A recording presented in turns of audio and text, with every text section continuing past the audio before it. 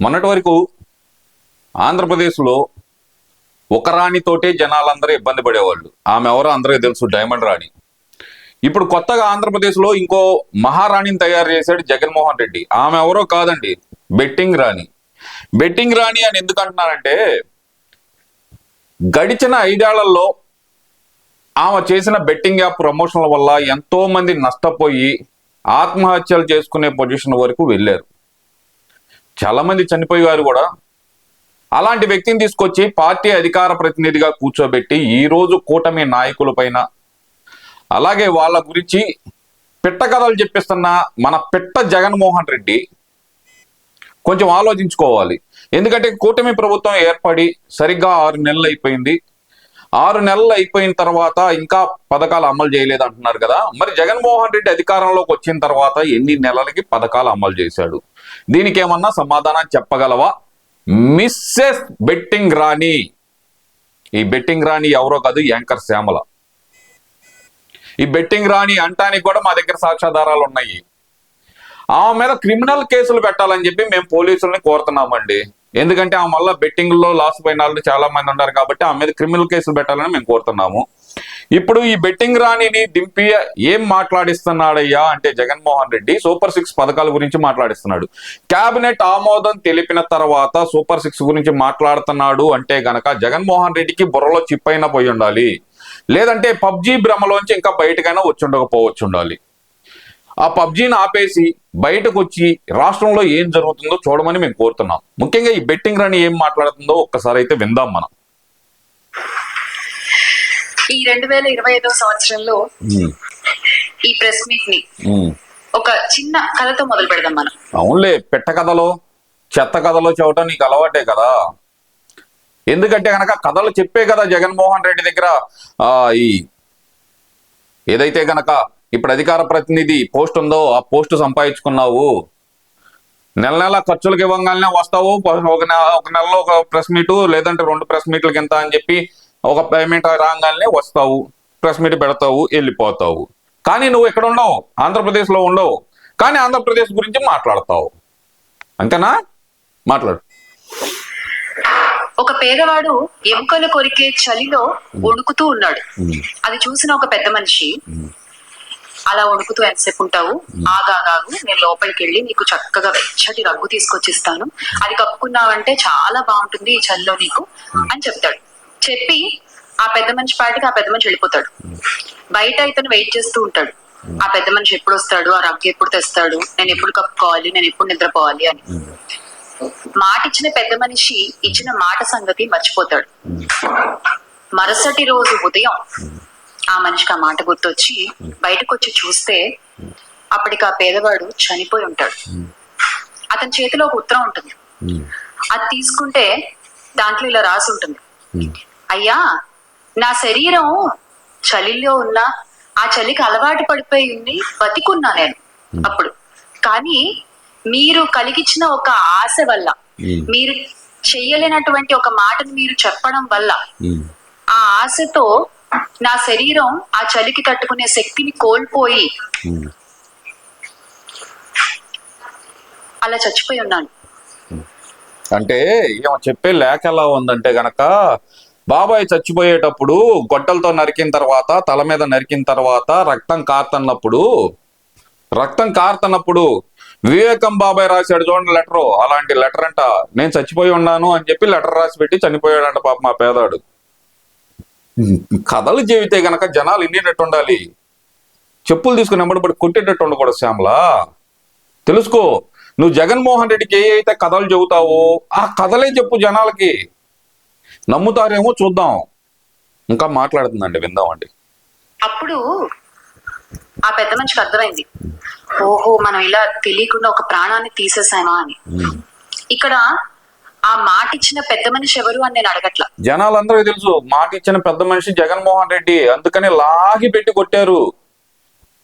పేదలందరూ లాగి పెట్టి కొట్టి 11 సీట్లకు కూర్చోబెట్టారు. తెలుసుకో.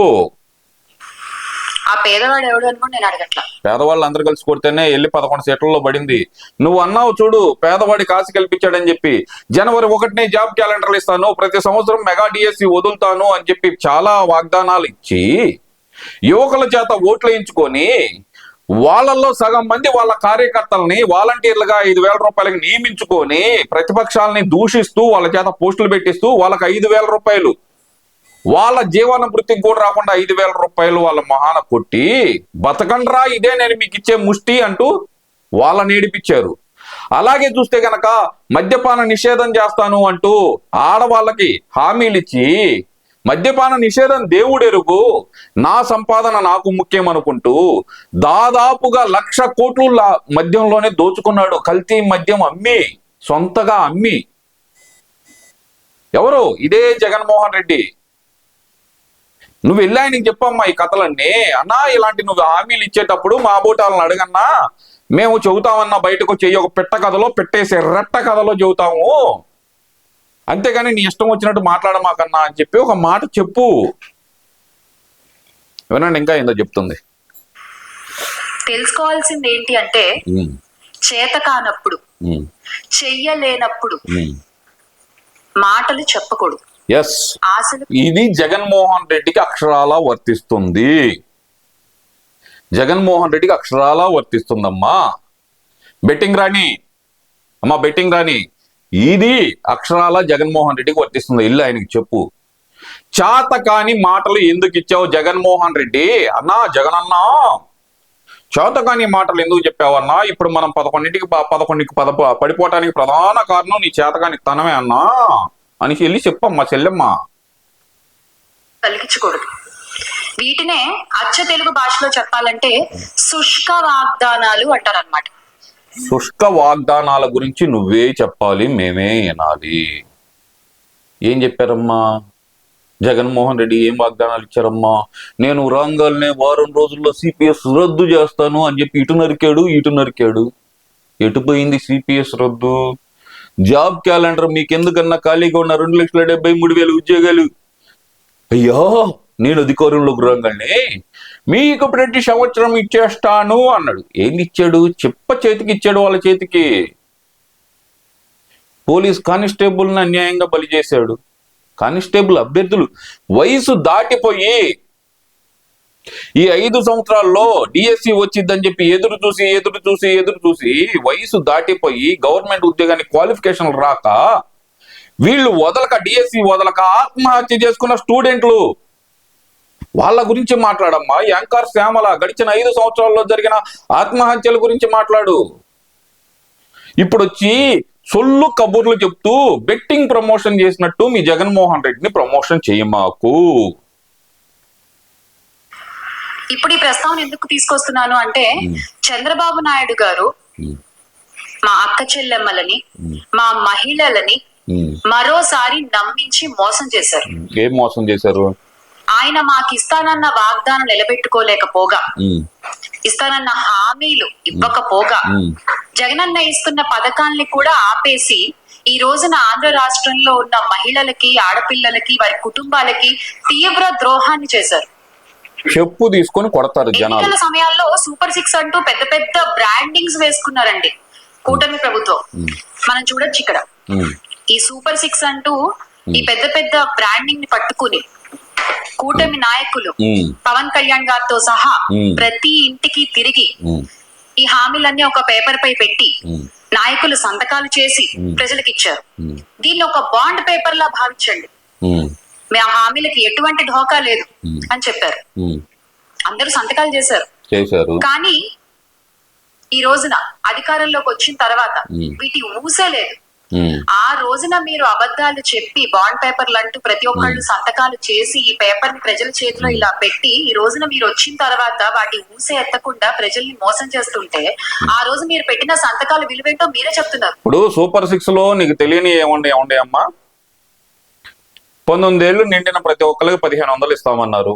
దానికి కసరత్తు జరుగుతుంది. అది ఉగాది నుంచి అమలయ్యే అవకాశం ఉంది. ఆల్రెడీ ఉచిత బస్సు అనేది ప్రకటించేశారు. పిల్లలకి ఏదైతే 15,000 ఇస్తామన్నారో ఎంతమంది పిల్లలు ఉంటే అంతమంది బడికి వెళ్ళే పిల్లలకు 15,000 ఇస్తామన్నారు. అది వచ్చే విద్యా సంవత్సరానికి ముందలే అమలు చేసే ఆలోచనలో కూటమి ప్రభుత్వం ఉంది. దాని గురించి కసరత్తు జరుగుతుంది. ఇంకా ఏం చేయాలి నీకు? చేస్తా అన్న నా క్యాంటీన్ అమలు చేశారు, ఏడాదికి ఇస్తా అన్న 3 గ్యాస్ సిలిండర్లు అమలు చేశారు. ఏమి ఎగ్గొట్టారు? ఓహో, మన కళ్ళు కనపడవు కదా, మనం ఏపీలో ఉండం కదా. ఎక్కడో హైదరాబాద్ లో ఇంట్లో కూర్చొని బెట్టింగ్లు ప్రమోషన్లు చేసుకుంటూ, ఆయిల్ యాడ్స్ ప్రమోషన్ చేసుకుంటూ, ఇలా ప్రమోషన్ల మీద బట్టికే బతుకు కదా మంది. హైదరాబాద్ లో ఉంటే గనక నీకేం తెలిసిద్ది మా తల్లి? రా ఏపీ రా, నీకు కూడా ఏదన్నా సరే ఇక్కడికి వస్తే కనుక వైట్ రేషన్ కార్డు ఉంటే కనుక నీకు గ్యాస్ సిలిండర్ ఇస్తాం. నీకు పిల్లలు ఉన్నారు కదా, వచ్చేయి ఇక్కడ అప్లై చేసుకో, ఓటు ఇక్కడే స్థిర నివాసం ఏర్పాటు చేసుకో. నీ పిల్లలకి ఎలిజిబిలిటీ ఉంటే నీ పిల్లలకు కూడా ఇస్తాం కదా. ఎందుకు హైదరాబాద్ లో ఉండి ఇక్కడికి వచ్చి పిచ్చిపోగుడు వాగు మాకు? ఇప్పుడు ఇంకా మాట్లాడుతుందండి, ఇందాక మాట్లాడింది జగన్ అన్న ఇస్తున్న పథకాలు అని చెప్పి. అక్కడే జగన్మోహన్ రెడ్డి చేసిన అతి పెద్ద స్కామ్ బయట పెట్టింది. అది చివరిలో రివీల్ చేస్తాను, నేను చూస్తా ఉండండి, చివరిలో రివీల్ చేస్తాను. భయంకరమైన స్కాము శ్యామల తనకు తెలియకుండానే తనే బయట పెట్టిందండి. తర్వాత వాటి ఊసే ఎత్తకుండా ప్రజల్ని మోసం చేస్తుంటే ఆ రోజు మీరు పెట్టిన సంతకాల విలువేంటో మీరే చెప్తున్నారు. ఇదేనా మీ సంతకం విలువ? సంతకం విలువ ఆయనకు తెలుసు, అందుకని ఆయన అమలు చేస్తున్నారు. ఈ రోజు ఉదయం జగనన్న కూడా ఇదే విషయమై ఆంధ్ర రాష్ట్ర ప్రజల పక్షాన అలాగే మహిళల పక్షాన ఎదుర్కొంటున్నటువంటి సమస్యలపై, ఎగ్గొట్టేసిన హామీలపై ట్విట్టర్ వేదికగా చంద్రబాబు నాయుడు గారిని నిలదీయడం జరిగింది. మీ జగన్ అన్ననే ట్విట్టర్ లో, ఫేస్బుక్ లో కాకుండా బయటకు రమ్మానండి. ఒక 4 మైకులు పెడతాం, 4 విలేకరులు వస్తాం, 4 ప్రశ్నలు వేస్తాం, ప్రజా సమస్యల మీదే ప్రశ్నలు వేస్తాం, దానికి సమాధానం చెప్పమనమ్మా మీ జగన్ అన్నని అని బయటికి రమ్మను ముందర. ఈ సోది పోగుడంతా నువ్వు పోగటం కాదు, మీ జగన్మోహన్ రెడ్డిని ఆ ట్విట్టర్ వేదికగా కాకుండా బయటికి రమ్మనంటే చూద్దాం. సరే, ఇవన్నీ మాట్లాడింది కదా. ఏదైతే కనుక యాంకర్ శ్యామల తనకు తెలియకుండానే బయటపెట్టిన అతి పెద్ద స్కామ్, దాదాపు 10,000 కోట్ల స్కామ్ అనేది యాంకర్ శ్యామల బయటపెట్టిందండి. జగన్మోహన్ రెడ్డి చేసిన స్కామే యాంకర్ శ్యామల బయటపెట్టిందండి. ఇది నేను మాట్లాడుతుంది కాదు, యాంకర్ శ్యామల బయటపెట్టిన స్కామే చూపిస్తున్నాను మీకు, వినిపిస్తాను కూడా.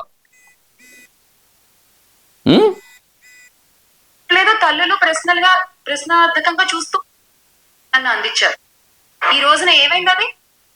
అది రాసి పెట్టుకోవాలండి. వినండి అందరూ. తల్లికి వందనం అనుకుంటూ, అమ్మ వందనం అనుకుంటూ, అయ్యా వందనం అనుకుంటూ, పొర్లు దండాలు పెట్టుకుంటూ తిరిగారు కదా వీధి వీధి. ఈ రోజున ఏమైంది? అది గతంలో చూస్తే కనుక వైఎస్ భారతి కూడా జగనన్న అధికారంలోకి వస్తే ఎంతమంది పిల్లలు ఉంటే అంతమంది పిల్లలకి మా జగనన్నకు ఓటేయండి, 2 పిల్లలుంటే 30,000 ఇస్తారు, 3 పిల్లలుంటే గనక 45,000 ఇస్తారని చెప్పి జగనన్నకి, ఎవరు వైఎస్ భారతి కూడా మా జగనన్నకి ఓటేయండి అని తిరిగింది కమ్మా. అప్పుడు అడిగిపోయా బెట్టింగ్ ప్రమోషన్ లో ఉండా భారతి చెప్పింది మర్చిపోయినావేటి? అదే వైఎస్ఆర్ కాంగ్రెస్ పార్టీ అధికారంలో ఉన్నప్పుడు, జగన్మోహన్ రెడ్డి గారు ముఖ్యమంత్రిగా ఉన్నప్పుడు మనము 44.48 లక్షల మంది తల్లులకి, దాదాపుగా 84 లక్షల మంది పిల్లలకి 26,067 కోట్లని జగనన్న అందించారు. ఈ పాయింట్ మళ్ళీ మీకోసం వినిపిస్తాను, వినండి. యాంకర్ శ్యామల తన నోటితోనే తనే పెద్ద స్కామ్, దాదాపు 10,000 కోట్ల రూపాయల స్కామ్ అనేది బయటపెట్టింది. జగన్మోహన్ రెడ్డి చేసిన స్కామ్ ఒక్కసారి మళ్ళీ మీకోసం వినిపిస్తా. 4.48 లక్ష. అదే వైఎస్ఆర్ కాంగ్రెస్ పార్టీ అధికారంలో ఉన్నప్పుడు, జగన్మోహన్ రెడ్డి గారు ముఖ్యమంత్రిగా ఉన్నప్పుడు మనము 44.48 లక్షల మంది తల్లులకి, దాదాపు ఒక్క నిమిషం, 44.48 లక్షల మంది తల్లులకి, గుర్తుపెట్టుకోండి ఈ మాట, గుర్తుపెట్టుకోండి. 84 లక్షల మంది పిల్లలకి 44 లక్షల మంది, 44.48 లక్షల మంది తల్లులకి, 84 లక్షల మంది పిల్లలకి. ఈ పాయింట్ చాలా జాగ్రత్తగా గుర్తుపెట్టుకోండి. 26,067 కోట్లని జగనన్న అందించారు. 26,700 కోట్ల అమలు ఇచ్చాడంట. నాదొక సూటి ప్రశ్న, 44.48 లక్షలు అంటే కనుక సరే, 44.49 లక్షల మంది లేదు, 45 లక్షల మంది తల్లులకు ఇచ్చారనుకున్నా సరే ఒక్కొక్క తల్లికి ఒక్కొక్క బిడ్డకు మాత్రమే ఇచ్చారు. 86 లక్షల మంది పిల్లలు ఎటు నుంచి వచ్చారు? నేను చెబుతున్నా కాదు, యాంకర్ శ్యామలనే బయట పెట్టింది ఈ స్కామ్. అంటే దాంట్లో 26,000 కోట్ల 700 కోట్లు 26,700 కోట్లు అనేది ఇచ్చామంటున్నారు. అంటే దాంట్లో సగం అనేది స్కామ్ జరిగిందని యాంకర్ శ్యామలనే బయటపెట్టింది. జగన్మోహన్ రెడ్డి చేసిన అతి పెద్ద స్కాముల్లో ఇదొకటి. 44 లక్షల మంది తల్లులుంటే గనక ఒక్కొక్క తల్లికి ఒక్కొక్క బిడ్డకు మాత్రమే డబ్బులు వేశాడు జగన్మోహన్ రెడ్డి. ఇప్పుడు 86 లక్షల మంది పిల్లలు ఎటు నుంచి వచ్చారు? వాళ్ళకి 26,000 కోట్లు ఎటు నుంచి ఇచ్చాడు జగన్మోహన్ రెడ్డి? అంటే ఇచ్చిన దాంట్లో దాదాపు 13,000 కోట్ల రూపాయల అతి పెద్ద స్కామ్ అనేది గతంలో జగన్మోహన్ రెడ్డి చేసిన అతి పెద్ద స్కామ్ ఇది. అమ్మ ఒడి అనే దాంట్లో పెద్ద స్కామ్ చేశాడు. ఇది తనకు తెలియకుండానే యాంకర్ శ్యామల అలియాస్ బెట్టింగ్ రాణి అనేది బయటపెట్టింది. దీని తర్వాత పరిణామాలు ఎలా ఉంటాయో తర్వాత చూద్దాం.